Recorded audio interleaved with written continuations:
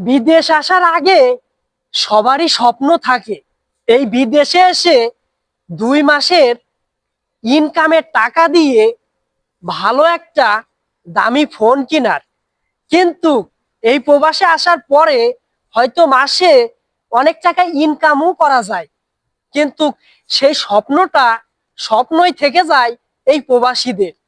কারণ তখন নিজের স্বপ্ন বলতে কিছুই থাকে না এই প্রবাসে আসার পরে। কারণ তখন মনে হয় যে 2 মাসের ইনকামের টাকা দিয়ে যদি এখন ভালো একটা ফোন কিনি, তখন আমার ফ্যামিলিতে হয়তো একটু সমস্যাও হতে পারে।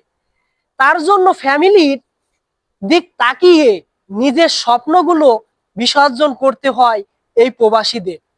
নিজের স্বপ্নগুলো স্বপ্নই থেকে যায়, কিন্তু কই স্বপ্নগুলো আর পূরণ হয় না। প্রবাসীরা নিজের থেকেও নিজের ফ্যামিলিগুলোকে ভালোবাসে।